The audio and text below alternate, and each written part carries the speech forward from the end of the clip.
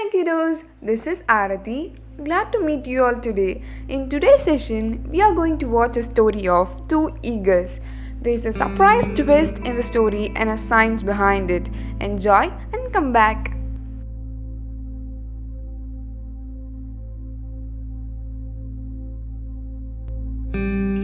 Once upon a time, there lived two eagles named Balu and Golu. They were friends. One day, they debated on who was a greater flyer between the two.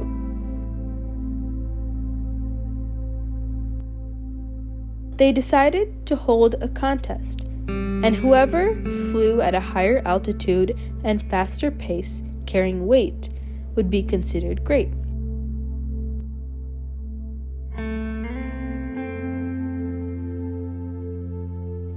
Golu, being a cunning bird, packed cotton for him and salt for Bolu to carry. On the day of the competition, both the eagles took off into the air.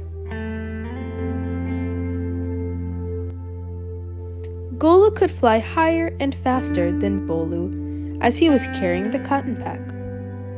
Bolu was held back due to the weight and was able to fly at a slower pace. When they were flying, it started raining all of a sudden. The cotton in Golu's pack got drenched in rain and became heavy. The salt in Bolu's pack dissolved and became light. Bolu was now able to fly at a higher altitude and faster pace than Golu, who couldn't fly higher and faster due to this heavy cotton pack. Bolu lost in the competition because of his cunningness and was sorry for his behavior.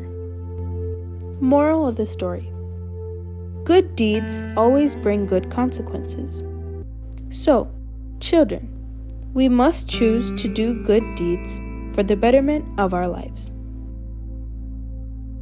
Welcome back. Hope you all enjoyed the story. Where does the salt go in Bolu's bag? The salt has gone invisible. Salt, when mixed with water, splits into sodium and chloride ions. Water has hydrogen ions and hydroxide ions. Due to dipolar attraction, negatively charged hydroxide ions in water attracts the positively charged sodium ions. And in the same way, positively charged hydrogen ions attract the chloride present in the salt. The stronger covalent bonds of water win out and NaCl is pulled apart. The salt is then dissolved. An opposite reaction happens with the cotton. Unlike similar water molecules, cotton is made up of a complex series of atoms. They are called cellulose. It exhibits hydrophilic property. Hydrophilic? What's it? Hydro is the Greek word for water and philic or philia means loving. Another reason why cotton absorbs liquid is capillary action, where cotton fibers are able to draw or suck in water like a straw. Once drawn in through the fibers, the water is then stored in the interior cell walls.